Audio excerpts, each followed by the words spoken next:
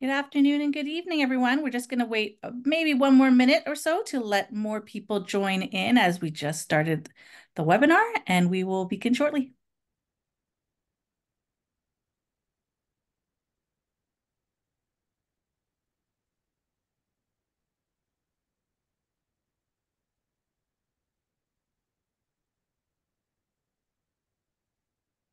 Okay, good afternoon and good evening, everyone. My name is Julia Wong. I am the Marketing Director for Wild Woman Expeditions, and tonight we are talking the trek to Everest Base Camp. Before we begin, I just want to do a land acknowledgement. I'd like to acknowledge that as a Canadian company, we are thankful for the opportunity to create, collaborate, play, and work on these lands, which are known today as Canada. From coast to coast to coast, we acknowledge the ancestral and unceded territories of the Inuit, Métis, and First Nations people that call this land home. So to begin, I just wanted to go run through a couple of housekeeping things. This webinar is being recorded, so if you do need to jump off at the halfway through, please feel free to do so. We will be sending out the recording to everyone afterwards. If you have any questions, please feel free to put them into the Q&A chat box. I will be recording or answering all the questions either as we go along if that topic is pertaining to what our host, Julianne, will be talking about, and you can have all your answers or questions answered at the end of the webinar, and I will be going through that whole list. If we don't get to any questions, if we run out of time, then we will, please also still enter your questions through the Q&A box, and we will make sure to email you or give you a call back with some answers for you. So to begin, I would like to introduce you to our host, Julianne. You might be able to see her on the screen, and I'll pass it to her in a second. But tonight, I just want to run through quickly what we will be chatting about. And Julianne will click on that button. Okay, so we will be talking about what you can expect in order to physically and mentally prepare for this journey, and why this trip might be just the right one for you. So our speaker tonight is Julianne Davies. She is our adventure specialist and our amazing photographer for the trip. She has been on the trek to Everest Base Camp, and I will hand this over to Julianne. Okay, thanks, Julia. Yeah, thanks everybody for coming tonight. I am super excited to be doing this webinar for various reasons. I would say number one, mostly because I am just in love with all things Himalaya and Nepal. Everest Base Camp Everest in general is just really special to me. It's somewhere that I dreamed about ever since I was a little girl. And I've actually been there. I went on our trip in May 2022. And I was actually also, I spent 2.5 months there with my kids and my husband back in 2014, up in the exact same area. So I do know the area fairly well. And this trip is still quite fresh in my mind. So yeah, I'm just really happy to be here tonight to share this with you. Okay, so I'm going to just go back to that first slide.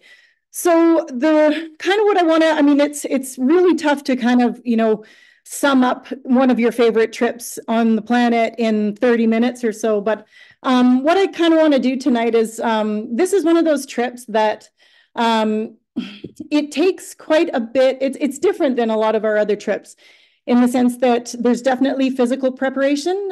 There's definitely some mental preparation that needs to happen, or you at least need to have sort of the expectation of what it is that you're going into, which is one of the reasons that we thought it was important to do this webinar.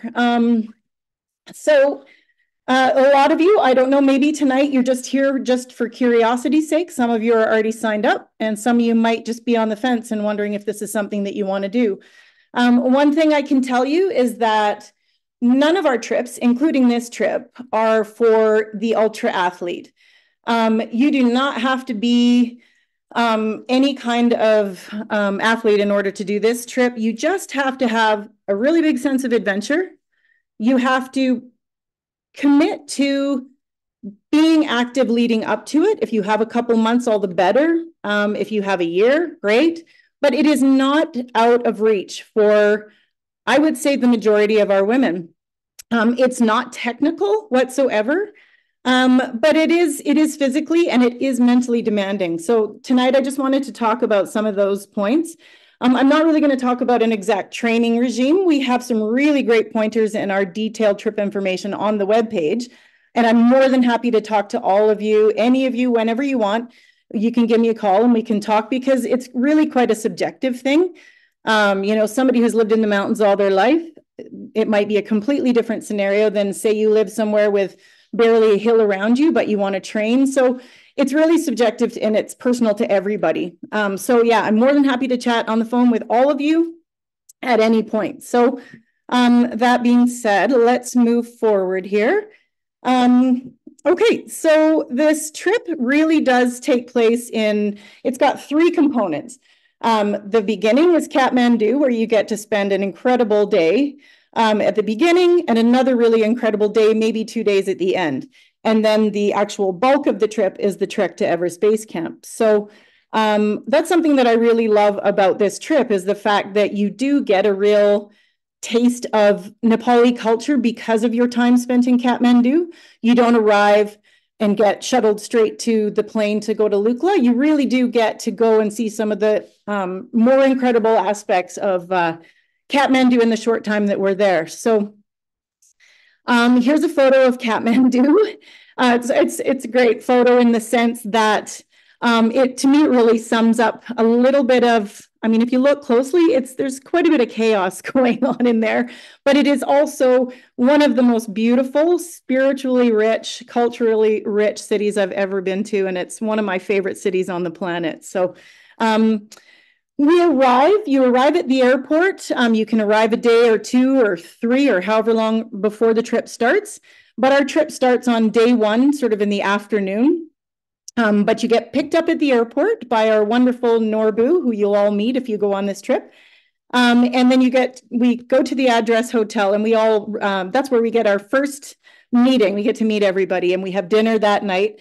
The next day, we get to spend a really wonderful day going around Kathmandu. So this is actually the view right from the address hotel, looking directly from the balconies across to Swayambhunath Monkey Temple. And that's one of the first stops on our sightseeing day on day 2. So here we have Bodhnath Stupa. It's one of the world's largest Buddhist stupas. Still to this day, it's hard to see right now, but Buddhists come and they do a clockwise pilgrimage around this, and they literally will trek for months and months and months from Tibet and all over to come to do maybe a once in a lifetime circumnavigation of this stupa. It's a really, really beautiful monument. So we go here, we spend a bit of time here. We have some tea. I'm actually up on the cafe looking down. We're having our masala tea and watching the world go by and just getting our first taste of Kathmandu and Nepali culture. Here's just another close-up of the stupa. We got photobombed by a monkey on our very first day, but this is the Swayambhunath Monkey Temple. It's a Buddhist and Hindu temple, I believe. It's one of the oldest in Kathmandu, and it's kind of right up in the center of Kathmandu, and you get a beautiful view. Actually, that first photo was taken looking down on Kathmandu. So yeah, another really great experience.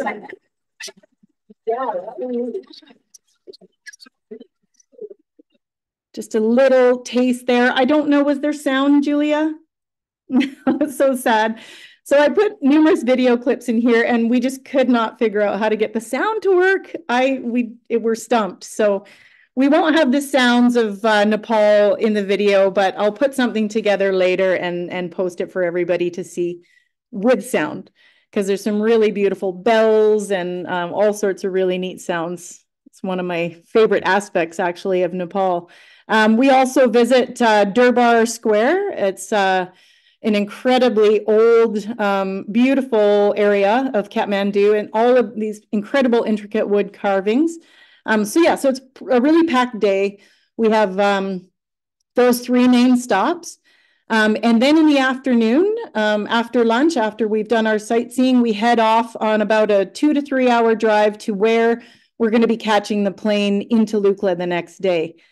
We used to fly from Lukla or from Kathmandu, and now we actually have a much better option. We fly from an airport that's even closer. So you're in the plane for less time, and it just works better with the potential weather issues that you can get in the Himalayas. So day one or day two, I just added this in here because it's kind of it's the first day you're just kind of getting to know one another and getting acquainted with your group, and it's just a really fun time at the beginning of the trip always. I put this in. This is actually this is Pashupatinath. I put this in. This technically is the very last day, second to last day of the entire trip. It's also in Kathmandu, but I just wanted to put it here just for ease of showing you.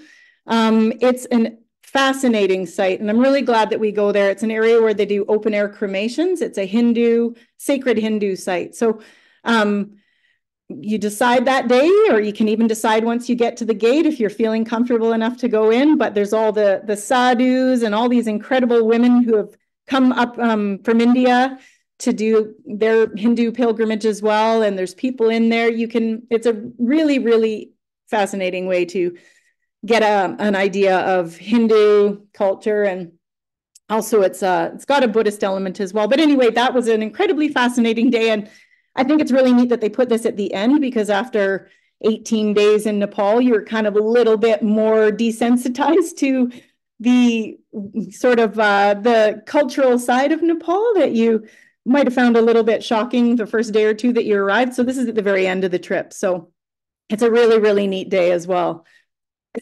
I don't know what's happening to my voice. Sorry. Okay, so we don't really waste much time though getting up into the Khumbu. So like I said, we drive that night. We get closer. We get to a place called Molkot.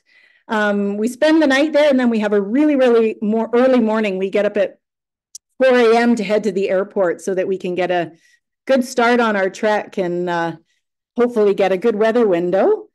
This is a great visual of the cute little planes that we fly in to get up to Lukla. For people that, if this is something that if you're not really excited about flying or you don't like tiny planes, I can assure you it's a great thing that we've moved to this Molkot instead of Lukla. Kathmandu, used to be an hour flight. Now it's only maybe about a 25-30-minute flight, and you're up in the heart of the Khumbu right at the beginning of the trek. So, yeah, and a beautiful sightseeing flight. So here we are. This is right at the airport, right when you land in Lukla. And as you can see, you are in the mountains right away. And the altitude, the elevation at Lukla is, I think it's about 9,500, something like that. So you're going to feel the altitude, but it's certainly not high enough to be a shocker. You're not going to get off the plane and be gasping for air whatsoever. You're just going to get there. And when we get off the plane and you have to walk up these little stairs to start out, you might feel like your legs are a little heavy. That's 100% natural. And as you acclimate, that feeling will dissipate. And so over time, you'll start to, your body will start to work with the thin air. You'll have all the gas exchanges happening, and you'll get a little bounce back in your step maybe by the next morning or so. You just kind of have to be prepared. And this is what I mean by the mental preparation. You got to know that when you land, you're going to be maybe in the back of your mind thinking, oh my God, why am I so tired already and out of breath? 100% normal. So that's nothing to panic about at all. It's too bad you can't hear the sound. This is just to show you.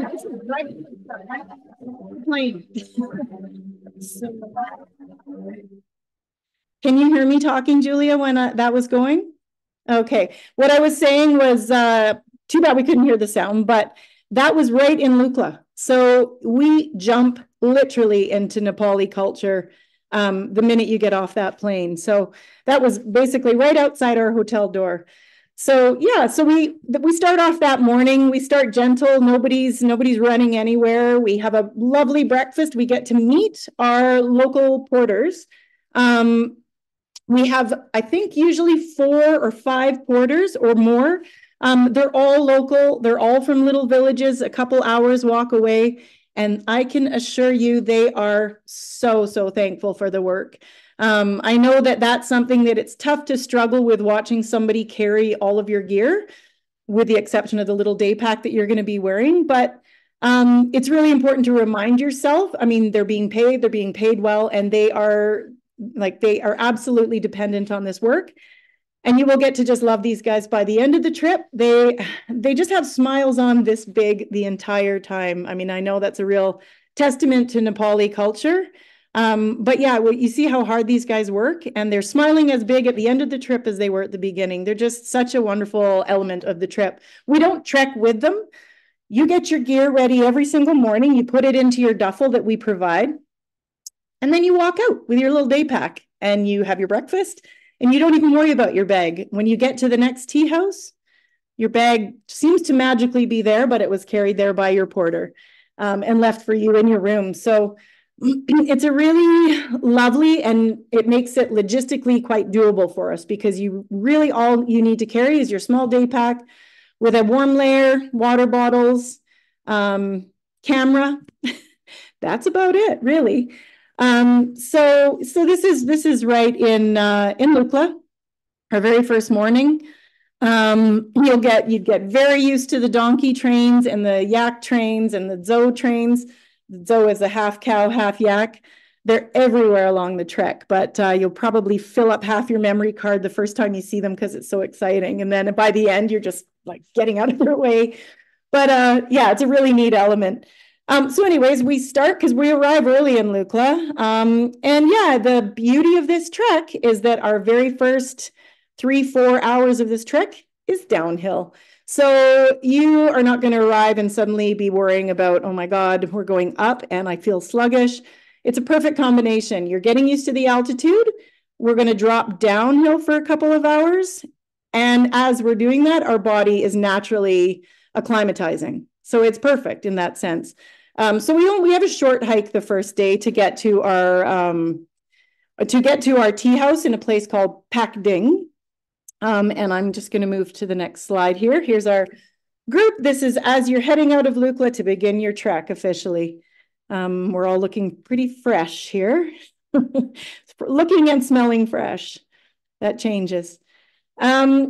So I just want to show, as we go through here, I'm just going to show some just some photos of what you can expect to see along the way.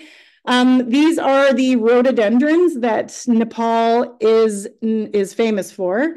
And if you're lucky enough to be going on our April trip, you will very, very likely be trekking through tens of thousands of rhododendrons. They were just all along the way. You can see behind us too, just a carpet, like a tunnel of rhododendrons. So beautiful. You won't have them in the November or the October trip, but you'll have other things to make up for it. Okay.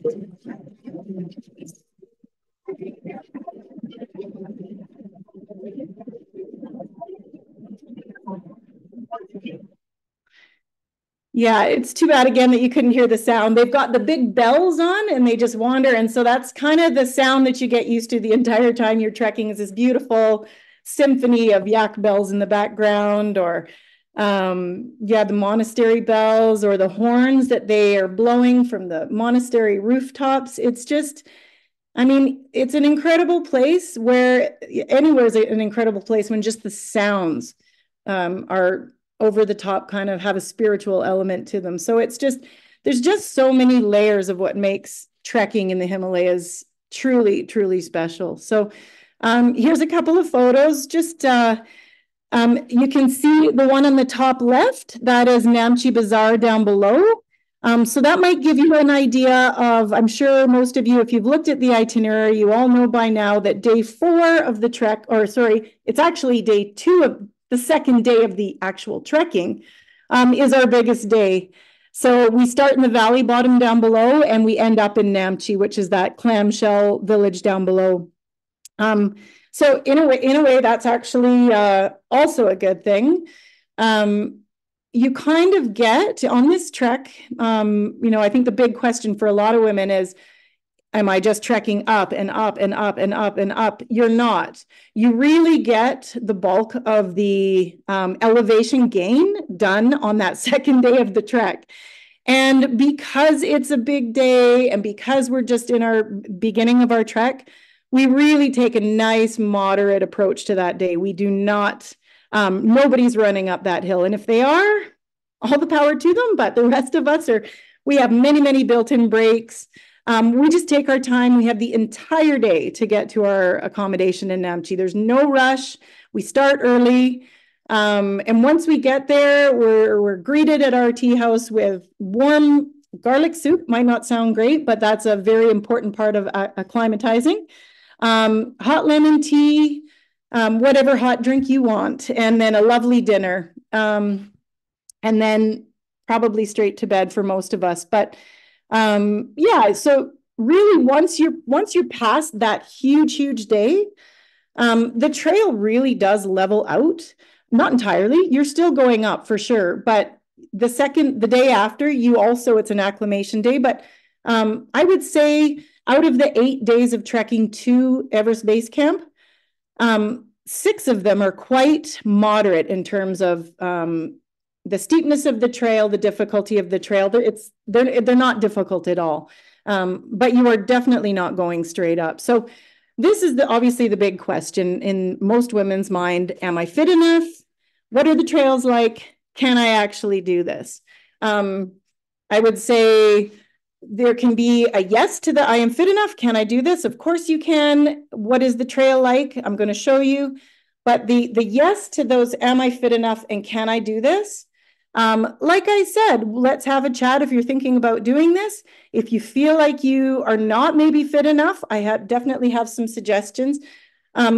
But the biggest thing, without getting into training regimes, I would say the biggest thing is thighs, your legs. So the biggest thing you can do to enjoy your time on the Everest, on the trek to base camp, is build up the strength in your legs. When you're going up and when you're going down, you are going to thank yourself for any time that you spend working on building up those quads. Because in terms of just cardio, I could say moderate cardio, you could do this. The fitter you are, the more enjoyable it may be, but there really is no link. And I think a lot of women worry about this because you're thinking Everest. There is no, and it's proven scientifically, there really is not much of a link between how you will perform at high altitudes and how fit you are, or what kind of capacity, lung capacity you have. And this is all said, obviously, with a grain of salt. So, I mean, if you're literally thinking, can I just jump off the couch and go? I would say no.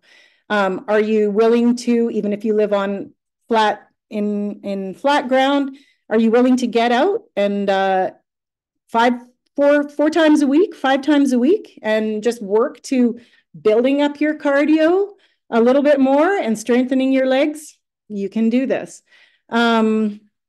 So yeah, I'm going to just show you here. We'll talk more about altitude in a bit here. I don't want to get too into that right now, but I'm just going to move on. Oh, hang on a second. Sorry. So I've got a couple of slides here that I just wanted to show you, videos. I included these because I just wanted to give you an idea of what our pace is like. And to be honest, I actually think that in these next couple of clips, it's actually probably faster than our general pace was.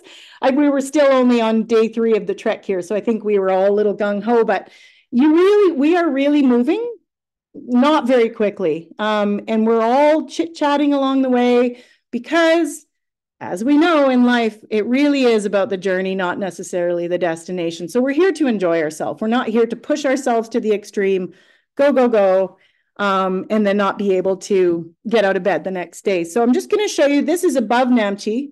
Don't be turned off by the fact that, yes, we're going uphill again. What we've done is built this in as an acclimatization day.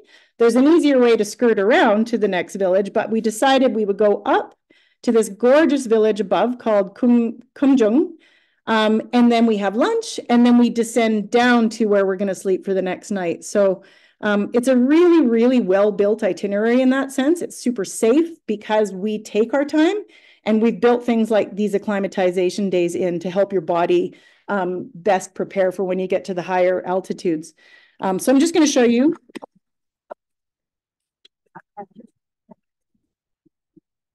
What are expectations to have this?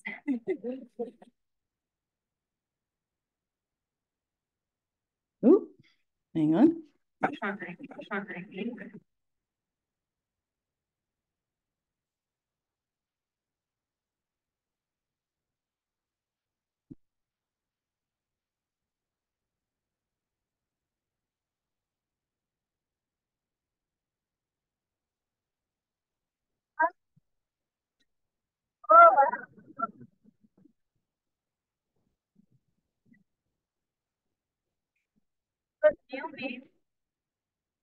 So yeah, that's just us plodding along and looking around at the scenery and enjoying ourselves. And anytime anyone needs to go to the bathroom or anybody needs to drink some water, there's ample time to do that. So here's another example. So on the left, quite a bit of the trail is actually like this when you're following. It's called the Dude Cozy River in on the right there. The pathway is quite wide and literally quite relatively flat, like you see on the left. And then on the right-hand side, we've got these ancient steps that were built many, many moons ago that are definitely not built to code in terms of North American standards. So you've got little steps, you've got big steps, all the more reason that if your legs are strong, you're going to enjoy yourself when you get to those portions of the trek. On the left, that is a nasty looking photo. Like I'd probably think, I don't know if I want to do that, but that's on that trek from Pecting up to Namche on our big day. On the right-hand side, that's just you can see there's those, you're stepping on stones. And so it can be uneven at times. Trekking poles help. Just being able to feel sure-footed. And one of the ways you do that is just getting out and hiking whenever you can. And if at all possible, get off of the beaten path and just do some hiking in areas that might be a little uneven, just to get your brain used to the feel of uneven ground underneath your feet, building your legs up at the same time. Yeah, just there's a set of those stairs again on the left, and just some of the unbelievable carvings you see along the way. They're everywhere. There's mani walls, they're called, and they're prayer walls, and there's a certain way you have to walk around them. And quite often we'll see locals walking and circumnavigating, that's not the word, but going around them, doing their prayers with their mala beads. It's beautiful. Again, on the left there, fairly easy trail. On the right, a lot of the trail looks just like that. And as you see, you're sharing the trail with yaks most of the way. And then we get to everybody's favorite, the suspension bridges, which there are many of. And I can assure you, in the back of almost all of the women's minds at the beginning of the trek, they were all thinking, everybody had a little bit of rattly nerves about crossing their first suspension bridge and didn't really know what to expect. But you can see on the left how many, I mean, I can't even count how many, and we can only see maybe a quarter of the actual cables that are holding these suspension bridges in place. These things are well secured. They have yak trains, so there'll be 20, 30 yaks full of loads on their back crossing these bridges. These bridges are incredibly strong. And oops, sorry. These are, there's the look on the faces of, I did it. So, you know, if you're nervous at all, that's Kopila in behind the one woman in the purple there. She is our guide. She is phenomenal. She will literally hold your hand and walk across with you. So you've got support the whole way along. Okay, so then we'll move into what will the accommodations be like? Will I be warm at night? Will there be showers? Will I have to, God forbid, use a squat toilet? And will I be able to charge my phone, camera, etc. during the trek? So first off, yes, you will be toasty warm. We give you, well, we lend you minus 20, oh, sorry, that's in Celsius. I'm not too sure in Fahrenheit. Really, really warm sleeping bags.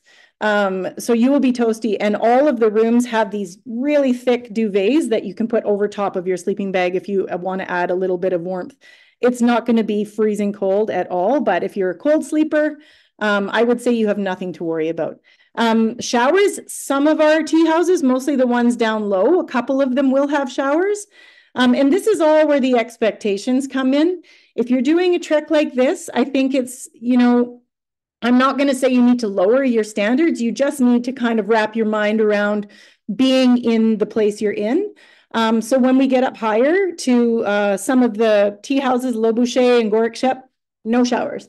There may be a bucket of water somewhere that you can splash on your face, but we won't have showers up high. But you probably won't really even mind at that point. You'll be right into the swing of things. Yes, you will need to use a squat toilet at some point. Most of the tea houses have flush toilets, which is a real treat because that's not something that they typically do up there. They've added all those in for Western trekkers. So the majority of the time you will have a flushing toilet. When we get up really high, especially on the last 2 nights, it's a squat toilet, but really it's nothing to be afraid of.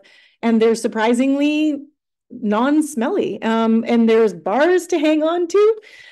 So you will be, Kapila will show you, not literally how it's done, but you got nothing to worry about in that sense. It's all part of the adventure.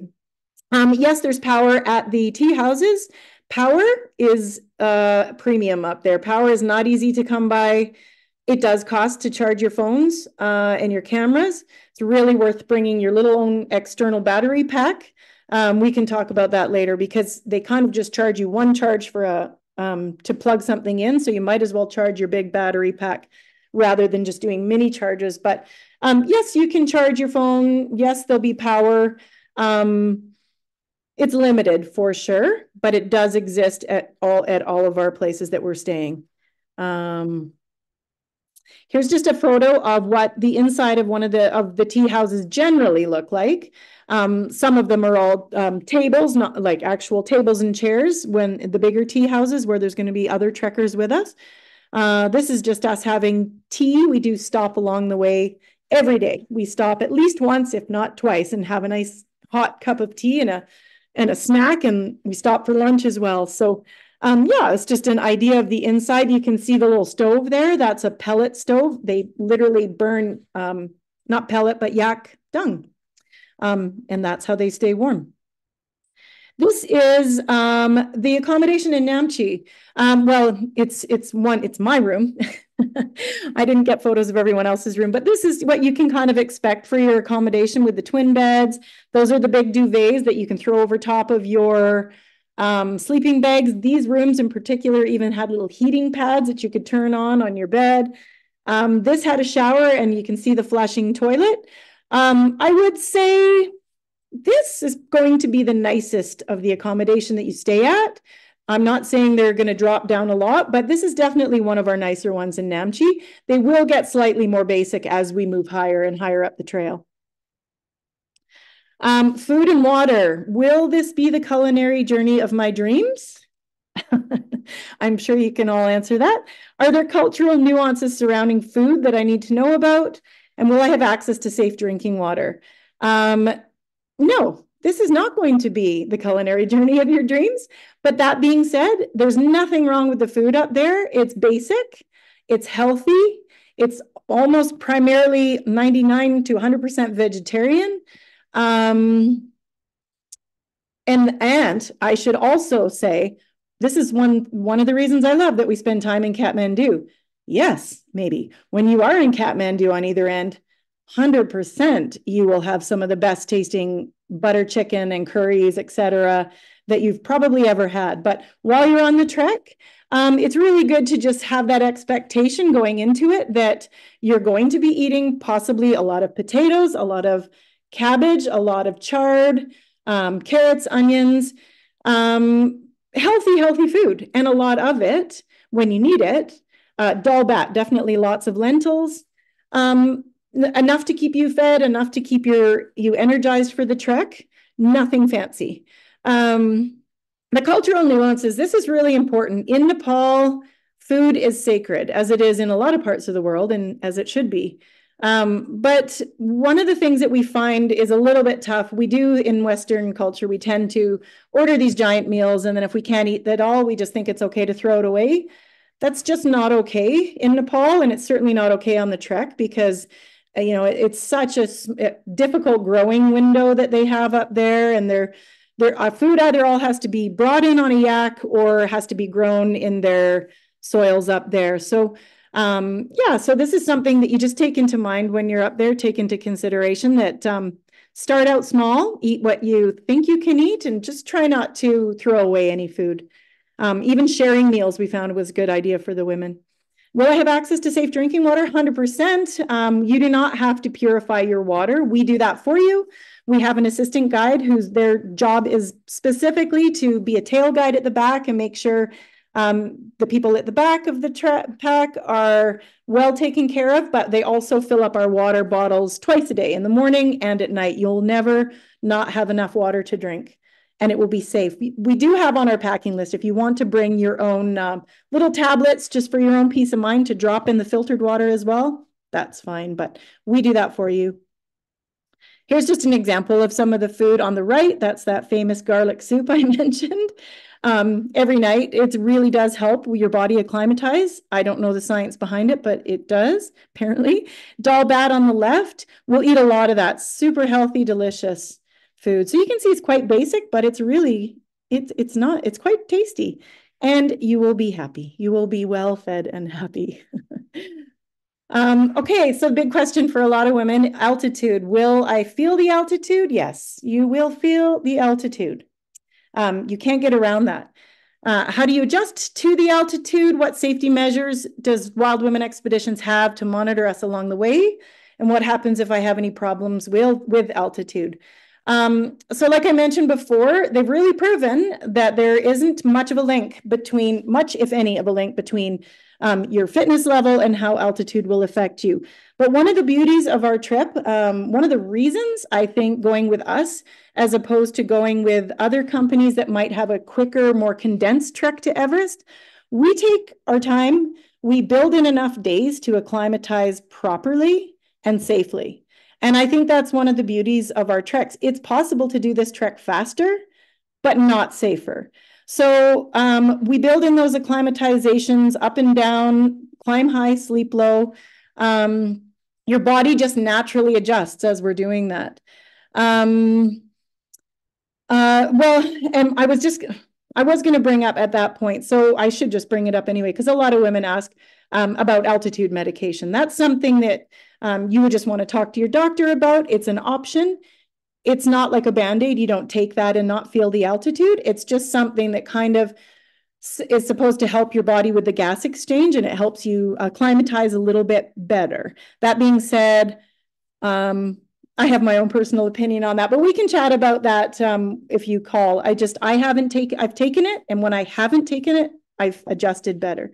The safety measures, like I mentioned, we go nice and slow. We build in enough time to do this safely, because there's only an amount you can climb safely each day. So that's why we built in this amount of days to get there. And one thing that we do is we have a little oximeter monitor that you put on your finger every night at dinner. And our guide goes around and we mark down the oxygen saturation level. Nothing to be scared of, because for the most part, we're all just fine. But what that does is it just helps, because if you're really feeling the altitude and you're feeling a little bit, what it does is it causes a little bit of confusion. That just takes it away, takes away any of the guessing, and it lets us know how your body's actually doing. And then what happens if I have any problems with the altitude? It's Everest. It's very easy to get a helicopter when you need a helicopter. The chance of something happening and needing to be evacuated is quite slim on this. It's a safe trek to do, and it's not something that you want to go into the trek thinking that, oh, I'll just take a helicopter out if I have any issues. But if you need one, it does not take long to get one, and you're back in Kathmandu in a very short, maybe an hour at the most. So yeah, I just have some photos here. This is just basically to show, as we're moving up higher in the altitude, higher elevations, the scenery really starts to open up. And you can see, yeah, this is us as I would say, maybe after about day 4 is when you start to get into the big peaks and the glaciers. Day 5 actually. And you spend the last couple days as you're leading up to Everest Base Camp in this kind of scenery. It's just absolutely phenomenal. And you can see the trail here. I mean, there is a trail there, but it's quite easy walking. There's the little oximeter that we put on our fingers at dinner. Yeah, it's just a really neat way. And there's a helicopter right at base camp. If you need one anywhere along the trail, it is possible to get one in. So it is definitely a peace of mind. But yeah, so it is there. Yeah, so I just have some photos here just to kind of show you what it's like en route on our way up. Yes, they really are that big. They are huge, beautiful, beautiful animals, and you will get your fill of getting to see them. We step out of the way and let them. They have the right of way, up or down. But yeah, really, really magnificent creatures, those yaks. I put the photo in on the left to show you that we're almost at base camp here and we're still smiling. So it's not a torture fest by any means. It's really doable, and our spirits were high the whole way. On the right, that's a stupa, a Buddhist stupa. They're all along the route as well. For some of the history buffs here, I'm sure most of you who are thinking of going to Everest have seen Into Thin Air. We walk right through the Climbers Memorial. And it's just a really beautiful spiritual place to hang out. We hang out there for about maybe 2 hours, have tea. On the left, there's Scott Fisher. On the right, Rob Hall. I'm sure those names are familiar to some of you. And then there's all sorts of memorials to the Sherpas and other climbers. It's quite a large area, but it's a really neat area to walk through. This is the monastery in Tengboche. Our accommodation bottom right in Tengboche, you can get an idea of one of the larger tea houses there. Yeah, so there's still monks in here, and if we're lucky, we may get to have a morning puja ceremony where we go in and we get to sit quietly and listen to the monks do their puja, which is a morning prayer. Just some more of the scenery en route. Here is our first little glimpse of base camp. In the very center at the bottom, you see the yellow tents. That is base camp. We did not have a stellar view until we got closer and those clouds lifted, but that's kind of what you can expect to see when you're heading in, and your last couple hours are on. You can see it's kind of a rocky moraine that we follow. And there's base camp again as we're heading in. There it is. There's our destination from afar. Fascinating place, really is. And if you're on, same thing, if you're on the April trip, that's climbing season. So base camp is definitely going to have more tents and more climber activity in the spring trip. There'll still be all sorts of climbers and activity in the October trip, just a bit more because it's the height of the climbing season in the spring. You can see at the bottom, we're hiking in our last few steps to base camp here. We did it. And we're still smiling. High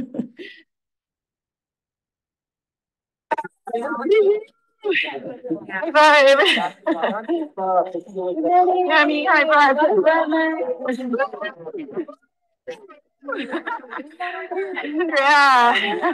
Yeah. So you can just see in that video, if you could have heard it, we're all a little bit out of breath. You can hear it in the first one, the man there that I high-fived, that's our Taj. He is our incredible assistant guide who goes at the back, and he's the one that filters the water. Just an incredible guy. He did not speak a word of English, but he's just communicating with his smile the entire time. He's such a nice guy. So the big question too, how long do we spend at base camp? So when we get here, if it's really, really busy climbing season, we're not actually allowed to go way, way up into base camp. They try to keep the trekkers and the climbers a little bit separate. But that being said, there's tons to see right here when we reach base camp and we're there. Kind of all depends on how everybody's feeling and how long it took us that day to get there. We're there for at least an hour, if not 2 hours, taking photos, having some tea, just relaxing. And then that might not sound like a lot, but trust me, at that point, when you're at 17,500 feet or 600, or what is it, 5,364 meters, you want to start going down.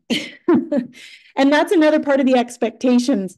You get there and you might be feeling, altitude makes you feel a little bit, can make you feel a little grumpy, just makes you feel a little bit tired. Even when you're acclimatized, once you get to these altitudes, you can be feeling a little bit like, okay, that's awesome, great, let's get out of here.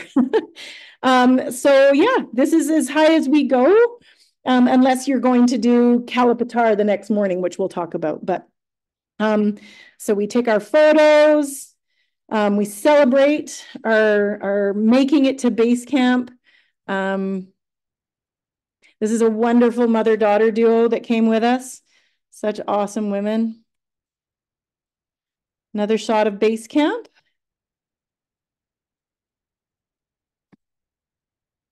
I included this photo and this photo just to kind of show you the mental state that you're in when you get there. I was the photographer for the trip, and I was so kind of spent by the time I got there. I mean, I was so excited, so overwhelmed, so happy to be there that I forgot to take a photo of the group all together. So we had our assistant guide, Taj. He took a photo of us on his funny little cell phone, and they ended up pretty grainy. And that's literally the best shots that I got of our group. But that's kind of what can happen to you when you're up at altitude. Your brain doesn't always think clearly. So yeah, the photographer forgot to get a photo of the women. Okay, so importantly, why Wild Women Expeditions? Why us over other trekking companies? There's definitely various reasons I can think of. I would say, I'm going to just go back here. I would say this year for 2024, I am so proud and to be part of Wild Women Expeditions who are committed to giving back. And I think the fact that the profits, 100% of the profits from both of our 2024 expeditions are going to the Ally Global Foundation to support an end to human sex trafficking or to support survivors. Right there, to me, that's a fabulous reason to do this trek. You can trek to Everest Base Camp, and you can support an incredible cause like that. That pretty much is reason number one in my mind. Reason number two, or not really in any order, I guess, but this is Kapila, our incredible local Nepali female guide. We are, obviously, all of our guides are female, they're local. Kapila is incredible. I'm sure she has lost track by now how many times she's been to Everest Base Camp, so she's incredibly experienced. I'm going to move on. It's taking too long, Julia. Got to give me that. Kapila is definitely a reason to join. Here's Kapila again, just an incredible supportive guide all along the way, just a fabulous woman. Connecting with the local women. These are some of the women in the Khumbu that we met along the way. We really do, as a female group, women are so receptive to when they see groups of women along the trail. I think it's fabulous the way that works. And so we really get to connect with and support. A lot of these women are the tea house owners. A lot of them, they make some of the little scarves and the hats and jewelry. So we support them all along the way. Here's a woman, she was making our hats for us. And then I would say just the obvious sense of camaraderie that comes along with Wild Women Expeditions and traveling with groups of women. And especially there's magic that happens when women travel together. But I think in terms of this trek, most of the women who do this trek, you're kind of almost at the edge of your comfort zone or slightly out of it. And when you get groups of women together, there is a true magic that happens in terms of how women support one another along the way. So I think that for that reason alone, just doing this trek with other women, it's a really beautiful thing, and you feel supported and encouraged, and you end up having lifelong friends. So yeah, absolutely. That's definitely another reason. And we just have so much fun. We have a blast. So much laughter. So yeah, here's us at our celebration dinner back in Kathmandu on our very last night. And on the left, we're with our kata scarves that the locals gave us just as we were about to fly down from Lukla. Yeah, so definitely those are the reasons, top reasons in my mind.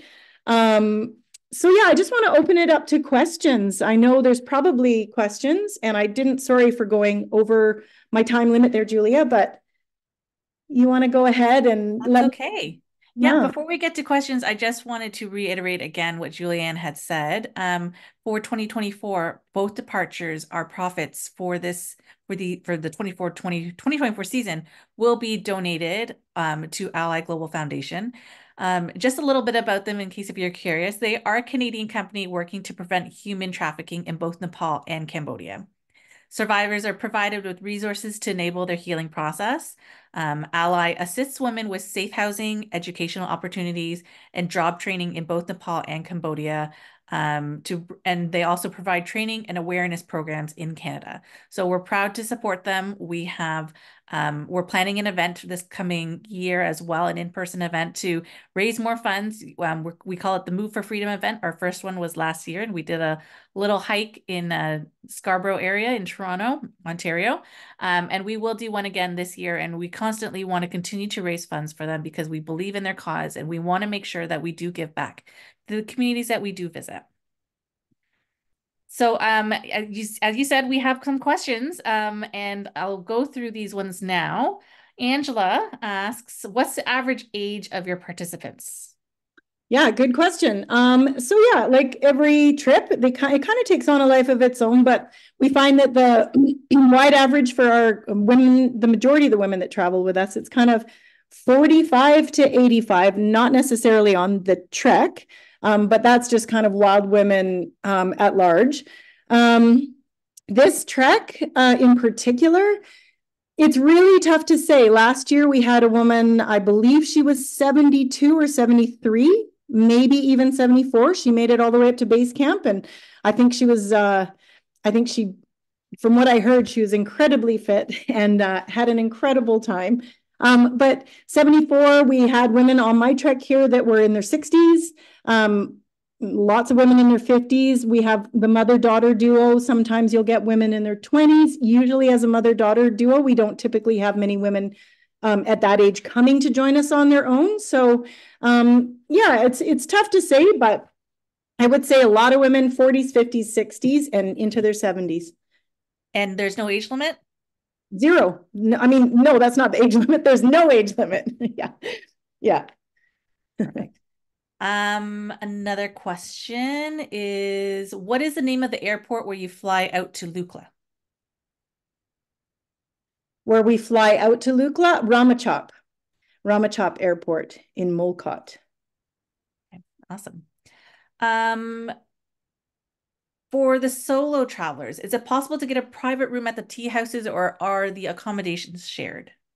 So the accommodations are shared all along the route. You can get you can have a single in Kathmandu for the first night and then Molkot for the second night. And then when we come back to Kathmandu, so there is a private upgrade for those hotel nights. But during the trek, it's based on twin share rooms. Okay. Will there be the option to do the dawn trek to the actual base of Everest to see the sunrise? Yes, sorry. Oh, I completely skipped over that. So when we come back that night after seeing Everest Base Camp, we stay in a place called Gorak Shep. That's the highest place where we sleep. And then for those really keen women, I admit to having slept in and missed this entirely. But whoever's keen, Kapila is more than happy to get up at 3 or 4 in the morning with you and trek to the top of Kalapatar and see the sunrise over Everest. And I'm still kicking myself for not having joined them. The Kalapatar is actually higher. It's 18,500. So if you want to push yourself a little bit higher than base camp, it's about 1,000 feet higher. You have a chance to do that that night or that morning. And then and right after you come down from Kalapatar, you meet the sleepyheads like myself for breakfast. And then we start heading down. So every step from there on, you're heading down in elevation. So it's amazing. Your body just starts to feel better. It's like you've had a coffee. You just feel yourself waking up because you're going down in altitude and you're getting more oxygen. So do you go down the same path that was climbed on the ascent? No, we do a little variation. For the most part, yes, but we do a couple of variations, and we go to a place called Pengboche on the way back. That's something else I didn't mention because I had gone over time. We also get a chance to, on the way back, if anybody's feeling like it, the night after Gorkshep, two more nights after, to climb up to Everest Base Camp. So really excellent opportunity. You literally get to do two base camps on this trip. Amada Blanc is a really interesting one. Busy climbing seasons up there as well. So that's about a 4 hour one way, or 3 or 4 hours, I think, one way and back to Pengboche. And it's totally optional. For the women that don't want to, you can rest in the tea house and go for a little wander around the village. Awesome. How does the spring trek differ from the fall trek? Is it colder in the fall, temperature wise? And what's the difference? Yeah, because the fall trek is October and it finishes November 1st. I would say you're actually going to have fairly similar temperature ranges between these two treks. The main, like once you get to about November 15th and later, you really feel a shift up there, and that's when the cold starts to come. But the big differences would be April, you will have the rhododendrons. You will have sort of more climber activity. Less trekking activity, which is interesting. And then in October, you'll see that there's quite a bit of trekking activity, but you still spread out so much along the trail that it doesn't really feel busy. The one thing about October that's nice is you have more chance for bluer skies, less clouds. So you may have better vistas. You're still going to see the mountains, obviously, on both trips, but the April one can tend to be a little bit, maybe a tiny bit of rain, more cloud buildup. Whereas you get those really crisp bluebird, blue sky days, less cloud in the fall in Nepal up high. Those are kind of the main differences. Yeah, temperatures will be roughly the same. Awesome. Is this trip offered every year? Yes. It is. We're coming out with our 2025 trips in about a month and a brand new website. So we'll have the dates posted probably in about a month from now. How is the garbage handled? Good question. Yeah, so obviously there's been a lot of world focus, because it's Everest. A lot of education and a lot of changes have happened. I was really impressed when I went back in 2022 compared to when I was there in 2014. It just seems like there's a lot of educational programming around cleaning up, making sure, climbers, there's a whole different thing. There's climbing garbage. Climbing parties are fined. They have to get their garbage off the mountain. They have to bring back what they take in. Trekking garbage. Sadly, you still see it in places. It's not even necessarily trekking garbage. A lot of it is still this kind of concept. The locals don't really necessarily, it's coming though, lots of education. Often they'll still throw things into their water, into their rivers, because they think that that is just where it goes. But so lots of different educational campaigns. There's these little stone recycling bins all along the way. But that being said, also, we try not to have any bottled water. We bring our own water and filter our own water. But yes, I've seen a big cleanup, a big change over the last 10 or 8 years, I guess, from the first time I was there to this last time. And in terms of our garbage, I know that they burn, so we're really careful with what we use. It's mostly it's fresh food. We might use a bit of like toilet paper, but we really don't have much garbage. We don't produce much garbage as we're trekking. And I know that they still burn paper and things like that in their little wood stoves or yak dung stoves. And then it's trekked out as well by porters and on the backs of mules and yaks and etc. What goes in your day pack? Your day pack, you really don't need to carry much, but you must have 2 1-liter Nalgene's.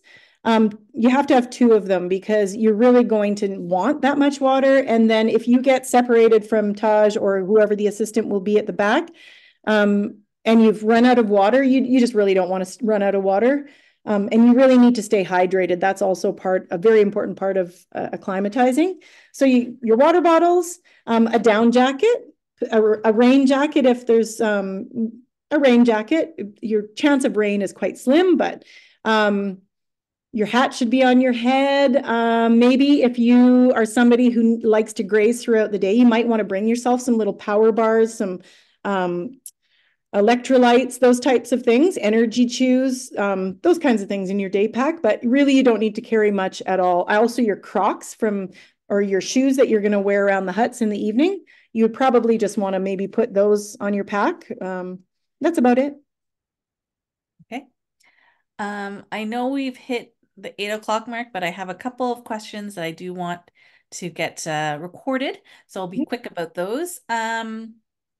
What is the longest daily trek on this expedition?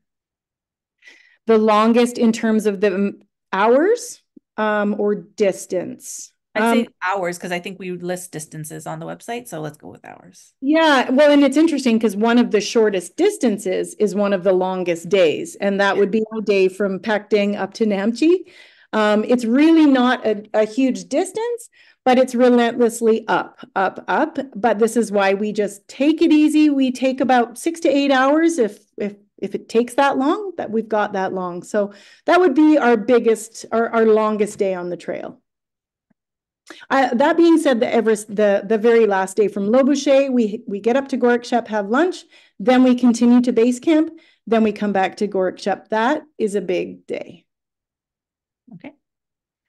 Can you speak to the actual temperature range around that time for the trips in Celsius in general? Is it going to be 0 degrees, 20 degrees?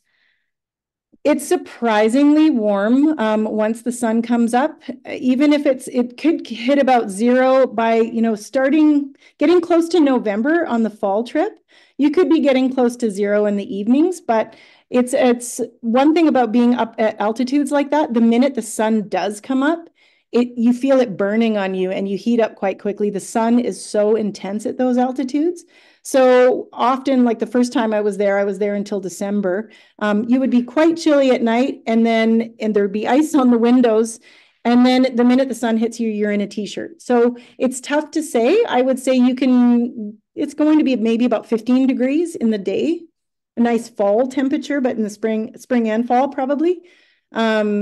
And then it depends at night. It could dip down to close to zero or just above. I don't think it gets too much below zero either of those dates.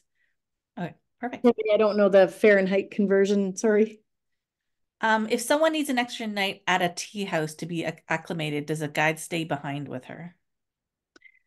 There's really not too many reasons that would happen. If your body is showing signs of not acclimating, then there's all sorts of different discussions and options about what we would be doing at that point. It would depend on the scenario, but I mean, if you were just fatigued and you just felt like sleeping that day, that doesn't really work. We stick together as a group.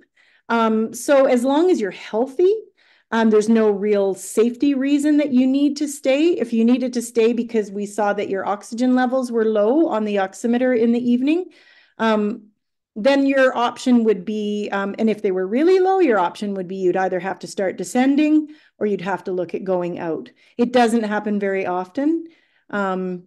And so, yeah, for the most part, yeah, we stick together. I mean, there's definitely different paces. The guide at the back can go at a very, very leisurely pace.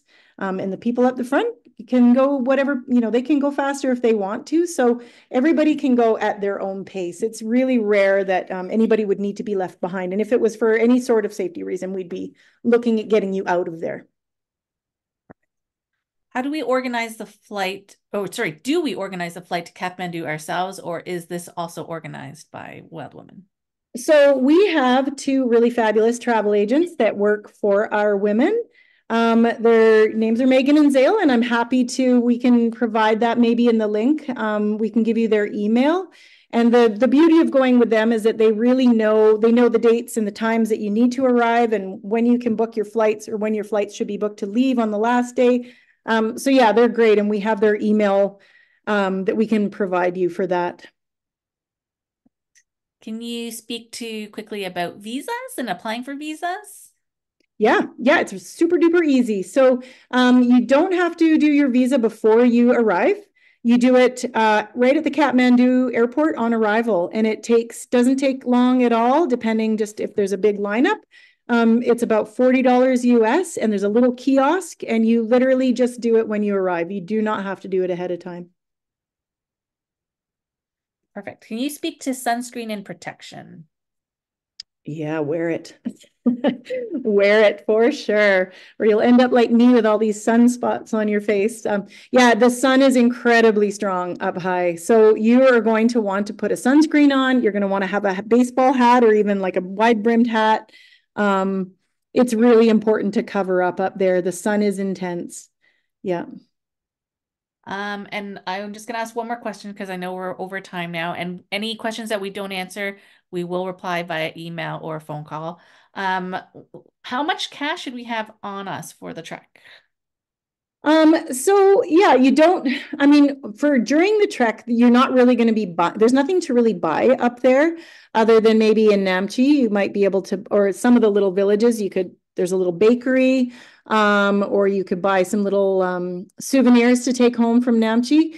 So it all depends. That kind of depends on if you're somebody who wants to buy souvenirs. Keep in mind that whatever you buy, your Sherpa, your porter has to carry that for you. So maybe save, just buy some couple little souvenirs. But then at the very end of the trek, the very last night before we leave Lukla, we have a wonderful last night dinner together with our porters and our assistant guide. Kapila comes with us back to Kathmandu, but we do a really lovely tipping ceremony. Not a ceremony, but we have dinner, and then it's really nice if we have the cash that we can put in envelopes. We kind of collect it all together and we divvy it all up. It's not mandatory, it's only a suggestion, but I mean, once you see how hard those porters and Kapila and everybody works, you're kind of really wanting to do that. And so we have a suggested amount for tipping. I think for the entire trek, it was 165 US per woman is just the suggested amount. So you, and it's safe, it's quite safe, I mean, to carry cash and just tuck it somewhere inside your day pack. And so yeah, it would all depend on your spending habits, I guess. And then, I mean, little snacks along the way are going to cost next to nothing. So you really don't need much. There's an ATM in Lukla. Don't let anyone tell you that it's trustworthy, and just wait till you get there because it really doesn't work very well. If you can just get money out in Kathmandu right in front of the address hotel. There's an ATM machine that you can just get your cash right there before you head up or before you head out. Perfect. Before we wrap up, Julianne, can you let everyone know how they can contact us if they have more questions? Yeah. I am in the office bright and early tomorrow morning, and I'm in there every day of the week, well, Monday to Friday. So you can give me a call. I would love to chat with you, especially if you're kind of on the fence and you're still wondering if this trip is for you. And if you want to just chat about maybe some kind of idea of a training regime that would be specific to yourself. Anything you want to chat about, give me a call. My number is 1-888-993-1222. And then you can also email me. My email is adventure@wildwomenexpeditions, all one word, .com. And that's all on the website there. If you forget any of that, you can find it on there. But I'd love to chat. So yeah, feel free to call or email. Perfect. Thank you everyone for joining us this afternoon, evening. We will be sending out this recording to everyone who is registered. So if you did have to drop off, you will have this in your inbox as soon as we can get it up online and hosted. So thank you everyone. And thank you, Julianne, for walking us through your experiences. I feel like I can probably do this now. I think anyone can do it. So as long as we have the right adventurous spirit, we can get it done. Yeah. Yeah. Yeah. It's an incredible journey, and it's absolutely one to consider. It really is. Perfect. Thank you, everyone. Have a great evening. Okay. Take care.